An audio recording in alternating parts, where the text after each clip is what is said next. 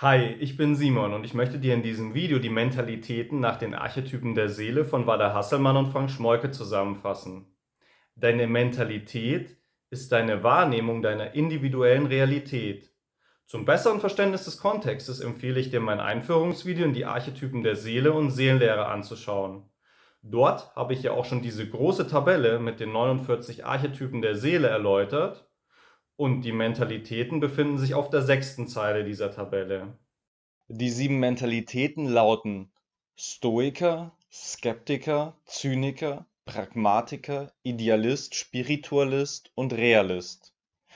Auf dieser Folie siehst du die Gliederung des Videos. Zuerst werde ich allgemeine Fakten zu den Mentalitäten aufzählen. Darauf aufbauend fasse ich die einzelnen Mentalitäten zusammen. Im Anschluss zeige ich eine Strategie auf, mit Hilfe derer du aus dem Minuspol deiner Mentalität herauskommen kannst. Zum Schluss gebe ich dir Tipps zum Finden deiner Mentalität und gehe auf den Nutzen des Wissens darüber ein. Ich starte gleich mit den allgemeinen Fakten zu den Mentalitäten. Deine Mentalität ist deine Einstellung und Haltung gegenüber deiner individuellen Realität. Sie ist deine Fähigkeit, die Welt und die äußeren Umstände zu betrachten, einzuordnen und zu verstehen. Das heißt, dass sie deine Weltsicht ziemlich stark prägt. Umfassend tut sie Vorstellungen, Ideen, Gedankenmuster und Glaubenssätze, damit du deine Wirklichkeit auf deine Art und Weise begreifen kannst. Deine Mentalität ist wie ein mentales Gerüst, in dem du dich bewegst.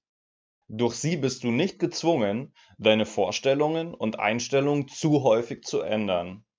Du kannst zwar die Schärfe und Gewichtung deiner Überzeugungen ändern, aber deine Grundüberzeugung selbst nicht.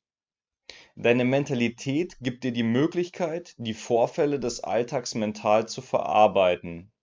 Mentalitäten haben nichts mit Intelligenz, Bildungsstand und kulturellem Hintergrund zu tun. Sie spiegeln nicht die Erziehung und die Sichtweisen der Gesellschaft wider. Alle Mentalitäten sind gleichwertig. Keine ist besser oder schlechter als die andere. Jede Mentalität ist auf ihre Art und Weise nützlich und vorteilhaft. Hätten wir alle die gleiche Mentalität, würden wir uns die ganze Zeit gegenseitig bestätigen und es wäre ziemlich langweilig. Deine Seele hat sich vor deiner Inkarnation die Mentalität ausgesucht, mit der sie die angestrebten Erfahrungen am besten machen kann. Dein Entwicklungsziel ist das, was du willst. Dein Modus das, wie du dorthin kommst. Deine Mentalität gibt an, wie du dich auf deinem Weg entscheidest. Sie entspricht schließlich der Art und Weise, wie du dein Entwicklungsziel wahrnimmst. Hast du eine bestimmte Mentalität, heißt das nicht, dass du keine Entscheidungen aus Sicht der anderen Mentalitäten treffen oder dich nicht wie andere Mentalitäten verhalten kannst. Beispielsweise können sich Menschen mit der Mentalität Stoiker natürlich auch idealistisch äußern. Das würde nicht dem widersprechen, dass ihre Grundeinstellung stoisch und gelassen ist. Menschen mit ähnlicher oder gleicher Mentalität verstehen sich besser als Menschen mit unterschiedlicher Mentalitätsstruktur. Sie fühlen sich häufig zueinander hingezogen und wundern sich, warum sie so gut miteinander klarkommen. Es ist nicht unwahrscheinlich, dass Menschen mit unterschiedlichen Mentalitäten häufiger Unverständnis füreinander zeigen. Da spielen dann aber meiner Meinung nach auch noch andere seelische Prägungen eine Rolle. Also ist beispielsweise deine Seelenrolle Priester, verstehst du dich vermutlich mit der priesterlichen Mentalität Spiritualist gut, auch wenn deine eigene Mentalität eine ganz andere ist. Zum Thema Verständnis der Mentalitäten untereinander zitiere ich die Quelle. Wir möchten ein symbolisches Bild entwickeln, um euch einen solchen Vorgang zu erklären.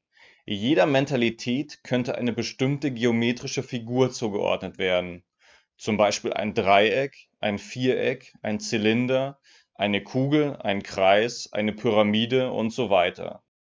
Wenn zwei oder mehr Menschen desselben mentalen Typs beisammen sind, ergibt sich unter ihnen ein Denkmuster, das einer dieser Grundformen entspricht. Ihr Menschen spürt das, wenn ihr sagt: „Ich verstehe mich gut mit dieser Person. Ich kann diesem Menschen gedanklich gut folgen.“ Dieses sich Verstehen beruht auf der automatischen Bereitstellung identischer Gedankenmuster, die sich übereinander legen können und zu einem Empfinden von Kongruenz führen. Dazu bedarf es nicht immer der Worte. Sprachliche Kommunikation ist nur eines von vielen Mitteln, um diese Kongruenz herbeizuführen. Oft reden die Menschen aneinander vorbei. Jeder versucht sich verständlich zu machen und spürt doch deutlich, dass sein Gegenüber keine Möglichkeit besitzt, entsprechende kongruente Muster zu produzieren, die zu unmittelbarem Verstehen führen würden. Zitat Ende. Als nächstes beschäftige ich mich mit den Grundenergien der Mentalitäten. Die Seelenlehre nach Wada Hasselmann und Frank Schmoike basiert auf der Vorstellung, dass alle Dimensionen der nichtmateriellen und materiellen Welt von 7 universellen Grundenergien durchdrungen werden. Die Grundenergien sind auf den Spalten der großen Tabelle zu den 49 Archetypen der Seele abgebildet. Jede Mentalität ist der Reihenfolge nach einer dieser 7 Grundenergien zugeordnet. Die erste Mentalität Stoiker entspricht der unterstützenden und gelassenen Grundenergie 1, weil sie sich in der Spalte mit der Energiezahl 1 befindet. Die zweite Mentalität Skeptiker ist von der gestaltenden und neugierigen Grundenergie 2 geprägt. Und das Ganze geht so weiter. Die dritte Mentalität Zyniker ist der kämpferischen und kraftvollen Grundenergie 3 zugeordnet. Die Mentalität Pragmatiker der lehrenden und lernenden Grundenergie 4. Die fünfte Mentalität Idealist der kommunikativen und verbindenden Grundenergie 5. Die Mentalität Spiritualist der tröstenden und inspirierenden Grundenergie 6. Und schlussendlich die Mentalität Realist der dynamischen und anleitenden Grundenergie 7. Diese Grundenergien wirken sich auf eine bestimmte Art und Weise auf deine seelische Mentalität aus. Um annähernd die Auswirkungen auf deine Mentalität zu beschreiben, wurden dann einfach 7 Überbegriffe für die 7 Mentalitäten gewählt. Stoiker, Skeptiker, Zyniker, Pragmatiker, Idealist, Spiritualist und Realist. Ich verwende genau diese Begriffe, weil die Systematisierung nach Wada Hasselmann und Frank Schmoike diese Bezeichnungen enthält und ich dir in meinen Videos dieses System näher bringen möchte. Die einzelnen Begriffe sind natürlich austauschbar. Bist du beispielsweise eine Frau mit der Mentalität der Energie 6, kannst du auch einfach sagen, dass deine Mentalität Spiritualistin ist. Oder du bezeichnest sie als Mentalität der Grundenergie 6. Diese Folie enthält eine Tabelle, die ich aus dem Buch Archetypen der Seele abgeleitet habe. Hier sind die 7 Mentalitäten in einer speziellen Ordnung aufgeführt. Diese Ordnung richtet sich nach ihrer Dualität, weiblich und männlich, und den Ebenen, auf denen sie sich befinden. Jede Mentalität gehört zu einer der folgenden Ebenen: Expressionsebene, Inspirationsebene, Aktionsebene und Assimilationsebene. Auf der Expressionsebene geht es darum, sich auszudrücken. Hier trägt man das nach außen, was sich im Inneren befindet. Auf der Inspirationsebene um Erspüren und Intuition. Auf der Aktionsebene um Handlungen und Aktivismus und auf der Assimilationsebene um Anpassung, Umwandlung und Verarbeitung. Innerhalb der Ebenen besteht die Dualität männlich und weiblich, die die 7 Mentalitäten in verschiedene Kategorien unterteilt. Weibliche Mentalitäten erscheinen eher introvertierter und nach innen gewandter. Männliche Mentalitäten etwas nach außen gewandter und extrovertierter. Das muss aber nicht unbedingt sein und hängt von vielen Faktoren ab. Die Mentalitäten rechts mit den Energien 1, 2 und 3, Stoiker, Skeptiker und Zyniker, gelten als weiblich und die Mentalitäten links mit den Energien 5, 6 und 7, Idealist, Spiritualist und Realist, als männlich. Die Mentalität ganz unten mit der Energie 4, Pragmatiker, wird als neutral bezeichnet. Es werden also 2 Mentalitäten miteinander verbunden, sodass 3 Paare entstehen. Das Gegenstück der Mentalität Skeptiker, Energie 2, ist die Mentalität Idealist, Energie 5. Sie vertreten das Prinzip der Expression. Die Mentalität Stoiker, Energie 1, ist das Dual der Mentalität Spiritualist, Energie 6. Bei beiden geht es um das Prinzip der Inspiration. Die gegenteilige Mentalität zum Zyniker, Energie 3, ist der Realist, Energie 7. Sie sind dem Prinzip der Aktion zugeordnet. Die Mentalität Pragmatiker, Energie 4, vereint die Dualität in sich selbst und vertritt das Prinzip der Assimilation.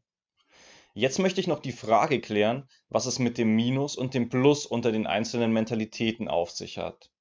Jede Mentalität hat einen Pluspol und einen Minuspol, die jeweils mit Plus und Minus gekennzeichnet sind. Plus- und Minuspol repräsentieren die Extreme von Liebe und Angst. Befindest du dich in deinem Pluspol deiner Mentalität, bist du mehr in deiner Liebe als in deiner Angst. Regiert dahingegen der Minuspol, ist die Angst stärker als die Liebe. Du wirst in der Regel nur selten stark lieblos oder überaus liebevoll sein. Meistens wirst du dich eher im Mittelfeld zwischen Plus- und Minuspol aufhalten. Weder der Plus- noch der Minuspol deiner Mentalität sind per se schlecht, da du sowohl mit dem Plus- als auch mit dem Minuspol notwendige Erfahrungen machen kannst. Lernen ist lediglich möglich, wenn Spannung zwischen dem Plus- und dem Minuspol besteht. Als nächstes fasse ich die einzelnen Mentalitäten kurz zusammen. Die Mentalität Stoiker nimmt die Umstände entspannt so hin, wie sie sind. Zudem ist sie davon überzeugt, dass alles genauso ist, wie es sein soll. Im Minuspol resigniert, geht sie in eine Opferhaltung, macht sich gefühllos und zieht sich zurück. Im Pluspol gelassen, nimmt sie die äußeren Umstände mit liebevoller und freudvoller Gelassenheit. Die Mentalität mit der Energiezahl 2 ist Skeptiker. Menschen mit dieser Mentalität zweifeln Tatsachen an und suchen auf diese Weise nach der Wahrheit. Im Minuspol misstrauisch verlieren sie ihr Vertrauen in sich und ihr Leben. Im Pluspol nachforschend decken sie Illusionen auf und erlangen neue Erkenntnisse. Menschen mit der Mentalität Zyniker möchten Wirklichkeit und Wahrheit mit Wissen in Einklang bringen. Deswegen sind sie kritisch gegenüber jeglichem Vermuten, Hoffen und Glauben. Im Minuspol herabsetzend glauben sie in ihrer Angst, überhaupt nichts wissen zu können. Sie haben an allem etwas auszusetzen. Im Pluspol kritikfähig erlangen sie die Fähigkeit, Selbsttäuschungen und tiefgehende Widerstände freizulegen. Die Mentalität Pragmatiker passt ihre Einstellung und Haltung immer so an, wie sie für die jeweilige Situation am sinnvollsten erscheint. Im Minuspol stur hält sie es für sinnlos, zu experimentieren und Neues auszuprobieren. Im Pluspol praktisch erprobt sie Neues auf praktische Art und Weise.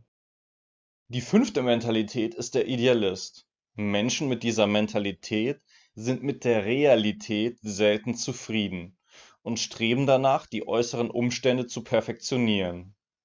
Im Minuspol abgehoben haben sie sich sehr stark von ihren Idealen entfernt, tun aber trotzdem so, als wären sie bereits eingetreten. Im Pluspol verschmelzend sind sie mit sich selbst im Reinen und verurteilen weder sich noch ihre Mitmenschen. Spiritualist ist die priesterliche Mentalität. Sie ist von Hoffnung und Glaube geprägt und möchte sich der Wirklichkeit des Göttlichen annähern. Im Minuspol leichtgläubig neigt sie dazu, alles zu glauben, was überzeugend vorgetragen wird. Im Pluspol überprüfend erprobt sie, ob ihr Glauben der Wahrheit entspricht. Menschen mit der Mentalität Realist geben sich in der Regel keinen Illusionen hin und prüfen Erlebnisse, Ereignisse und Pläne nach ihrem Wahrheitsgehalt. Im Minuspol mutmaßend erkennen sie zwar Richtiges, erweitern dieses aber durch angstvolle Mutmaßung. Im Pluspol wahrnehmend erlangen sie in ihrer Wahrnehmung eine Klarheit, die bei der Bewältigung des Alltags sehr hilfreich sein kann. Welche Mentalität hast du? Schreibe gerne deine Erfahrungen in die Kommentare. Diese Tabelle hilft meiner Meinung nach dabei, die einzelnen Mentalitäten besser unterscheiden zu können. Hier kannst du die Grundeinstellung der Mentalitäten anhand von typischen Sprüchen sehen. Idealisten sagen, es sollte so sein. Skeptiker meinen, ich bezweifle das. Während Spiritualisten der Auffassung sind, es könnte so sein, erklären Stoiker, ich nehme das, was kommt. Realisten sagen, es ist vielleicht so, ich werde es prüfen. Und die Zyniker entgegnen, es ist vielleicht nicht so. Für die Pragmatiker steht fest, es muss so sein. Als nächstes möchte ich dir noch eine Strategie erklären, mithilfe derer du aus dem angstgeprägten Minuspol deiner Mentalität rauskommen kannst. Durch diese hast du die Möglichkeit, wieder in deinen liebevollen Pluspol zu gelangen. Diese Technik erklärt das Medium José Stevens in seinem Michael Handbook. Sie geht so: Du schaust nach, was der Pluspol deiner gegenteiligen Mentalität ist. Anschließend versuchst du diesen Pluspol umzusetzen. Ein Beispiel: Deine Mentalität ist Idealist und du bist im Minuspol abgehoben. Nun fixierst du dich auf den Pluspol deiner gegenteiligen Mentalität Skeptiker, nachforschend. Durch Nachforschungen erlangst du wieder Kontakt mit dem Boden der Realität. Dadurch kommst du dann wieder in deinen Pluspol verschmelzend. Oder deine Mentalität ist Zyniker und du befindest dich im Minuspol herabsetzend. Du glaubst in deiner Angst, dass du überhaupt nichts wissen kannst und kritisierst alles und jeden. Durch Fokussierung auf wahrnehmend, den Pluspol der Mentalität Realist, kannst du dich aus deinem Minuspol wieder entfernen. So kommst du wieder in deinen Pluspol kritikfähig. Falls du deine Mentalität noch nicht kennst, möchte ich dir noch ein paar Tipps geben, wie du sie finden und reflektieren kannst. Schau dir die Videos zu den einzelnen Mentalitäten an und frage dich, mit welcher du in Resonanz gehst. Reflektiere mal folgende Fragen. Was strebst du an? Wie sieht für dich eine richtige Lebensweise aus? Mit welchen Menschen verstehst du dich gut? Welche Grundeinstellung habt ihr gemeinsam? Mit welchen Menschen streitest du dich oft? Wie unterscheidet sich deine Grundeinstellung von der anderen? Es ist auch möglich, deine Mentalität mit Hilfe deiner Haltung zur Gesellschaft zu reflektieren. Sie spiegelt ja deine eigene Einstellung wider und nicht die der Gesellschaft. Dazu kannst du dir folgende Fragen stellen. Wie würdest du am liebsten die Einstellung deiner Mitmenschen beeinflussen? Was würdest du am liebsten an der Denkart deiner Mitmenschen verändern? Und warum würdest du sie gerne beeinflussen? Jetzt möchte ich noch etwas über den Nutzen des Wissens über die Mentalitäten sagen. Durch die Auseinandersetzung mit den Mentalitäten kannst du eine größere Toleranz für deine Einstellung und deine Probleme an den Tag legen. Hast du beispielsweise wie ich die Mentalität Pragmatiker und hast du dich in deinem Minuspol stur festgefahren, klammerst du dich vermutlich am Erprobten fest, beispielsweise an Tagesabläufen, Berufen, Beziehungen, Ernährungsweisen und Kleidungsgewohnheiten. Durch Reflexion kannst du dein Verhalten reflektieren, akzeptieren und es abändern. Ich finde, dass besonders die Reflexion von Angstprägungen und der Minuspole der Mentalitäten hilfreich und heilsam sein können. Mit Hilfe des Wissens über die Mentalitäten kannst du auch mehr Toleranz für die Einstellungen und Probleme anderer Menschen entwickeln.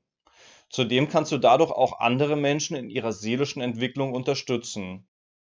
Du kannst das Angstverhalten der Minuspole anderer Mentalitäten reflektieren und deinen Mitmenschen dabei helfen, wieder in ihren Pluspol zu kommen.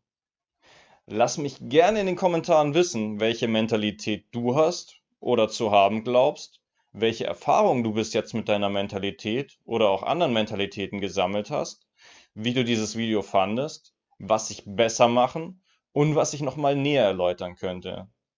Für mehr Informationen zu den Mentalitäten empfehle ich das Buch Archetypen der Seele von Wada Hasselmann und Frank Schmoike und zur Erkundung deiner Mentalität das Archetypenhandbuch. Auf der Webseite www.septana.de findest du Trance-Medien, die dir deine Mentalität und andere Archetypen ermitteln und dich darüber hinaus noch beraten können. Auf der Webseite www.seelenakademie.org gibt es weiterführende Informationen, Materialien und Möglichkeiten des Austauschs. Wenn dir das Video gefallen hat, würde ich mich sehr darüber freuen, wenn du unter dem Video auf Gefällt mir drückst und es mit anderen teilst. Wenn du noch mehr Videos zum Thema Seelenlehre und Archetypen der Seele anschauen möchtest, abonniere gerne den Kanal. Schön, dass du dabei warst. Dein Simon.